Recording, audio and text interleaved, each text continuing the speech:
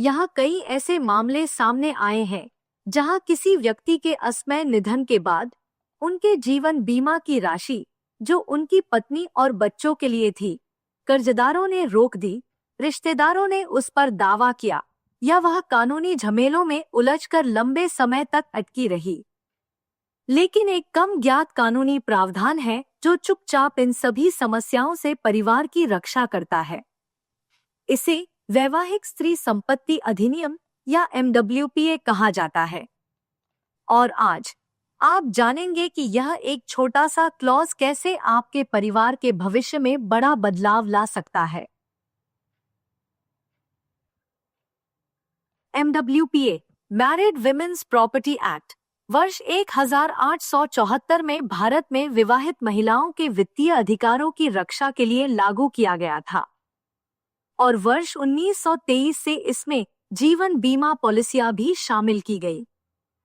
अगर कोई विवाहित पुरुष MWPA के अंतर्गत अपनी पत्नी या बच्चों के लाभ के लिए जीवन बीमा पॉलिसी खरीदता है, तो उस पॉलिसी से मिलने वाली राशि कानूनी रूप से सिर्फ उनकी संपत्ति बन जाती है।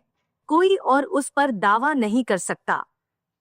चाहे उस पुरुष पर कितने भी कर्ज, देनदारियां या कानूनी मुकदमे क्यों न चल रहे हों, यह राशि पूरी तरह सुरक्षित रहती है।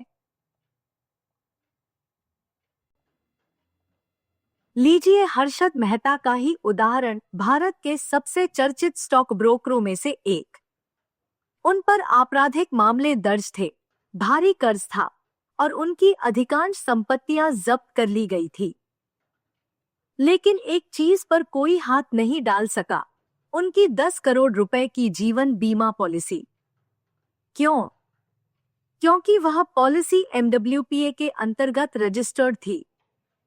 उनके परिवार को पूरी राशि मिली, तमाम कानूनी झंझटों और अफरा तफरी से सुरक्षित, सिर्फ इस एक कानूनी सुरक्षा के कारण।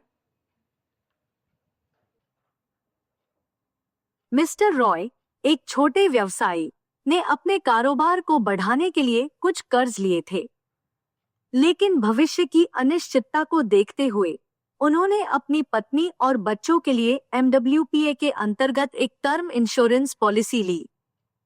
दुर्भाग्यवश उनका अचानक निधन हो गया। जब कर्जदारों ने बीमा राशि जब्त करने की कोशिश की, तो अदालत ने साफ इनकार कर दिया, क्योंकि MWPA के तहत वह राशि कानूनी रूप से पूरी तरह सुरक्षित थी। उनकी पत्नी और बच्चों को पूरा 50 लाख रुपए मिला, बिना किसी रुकावट के।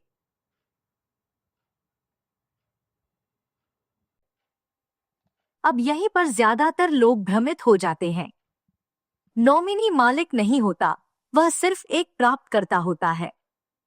नॉमिनी के अधिकारों को रिश्तेदार, कर्जदार, यहाँ तक कि ससुराल वाले भी कोर्ट में चुनौती दे सकते हैं। लेकिन अगर पॉलिसी MWPA के तहत ली गई हो, तो आपकी पत्नी या बच्चा कानूनी मालिक बन जाता है और वह हक हमेशा के लिए सुरक्षित रहता है। अगर आप कोई LIC पॉलिसी ले रहे हैं, तो MWPA को बहुत आसानी से लागू कर सकते हैं। कैसे करें? यहाँ देखें। पॉलिसी खरीदते समय ही MWPA एंडोर्समेंट को चुनें। LIC का MWPA एडेंडम भरें, जैसे फॉर्म 1 या फॉर्म 9। इसे अपने प्रपोजल, प्रस्ताव पत्र के साथ जमा करें। बस हो गया। आपने एक ऐसा कानूनी ट्रस्ट बना दिया है जिसे कोई भी तोड़ नहीं सकता। लेकिन ध्यान रखें, MWPA बाद में नहीं जोड़ी जा सकती। इसे पॉलिसी की शुरुआत में ही लागू करना होता है। MWPA सिर्फ व्यापारियों के लिए नहीं है। आपको इसका उपयोग जरूर करना चाहिए अगर आपके ऊपर होम लोन या बिजनेस की देनदारियां हैं, आप संयुक्त परिवार में रहते हैं, आप एक अनारसी हैं जिनकी संपत्ति भारत में है, या आप बस अपनी पत्नी और बच्चों के लिए 100% सुरक्षा सुनिश्चित करना चाहते हैं। आपकी आय चाहे जो भी हो, MWPA एक कानूनी सुरक्षा कवच है। जब आप अपनी पॉलिसी को MWPA के तहत एंडोर्स करते हैं, तो आप यह सुनिश्चित करते हैं कि आपके परिवार का वित्तीय भविष्य पूरी तरह सुरक्षित रहेगा। समापन से पहले MWPA से जुड़ी कुछ महत्वपूर्ण बातें जो आपको जरूर जाननी चाहिए। आप एक ट्रस्टी नियुक्त कर सकते हैं, जैसे कोई वकील या विश्वसनीय पारिवारिक सदस्य, जो क्लेम प्रक्रिया को संभाले, खासकर अगर आपके बच्चे नाबालिग हों। इससे क्लेम जल्दी और आसानी से निपटता है। एक बार जब पॉलिसी को MWPA के तहत एंडोर्स कर दिया जाए, तो आप उस पर लोन नहीं ले सकते और न ही उसे किसी और को ट्रांसफर कर सकते हैं। यह कानूनी रूप से लॉक हो जाती है और कोलेटरल की तरह इस्तेमाल नहीं की जा सकती। अगर बाद में पति पत्नी का तलाक हो जाए तो क्या होगा? अगर पॉलिसी MWPA के अंतर्गत ली गई थी और पत्नी को लाभार्थी बनाया गया था, तो तलाक के बाद भी वह कानूनी रूप से उस पॉलिसी की हकदार बनी रहती है, क्योंकि MWPA के अंतर्गत एक अविकरणीय ट्रस्ट बन जाता है। एक बार जो लाभार्थी चुने गए, उन्हें बदला नहीं जा सकता, चाहे कोर्ट का आदेश क्यों न हो।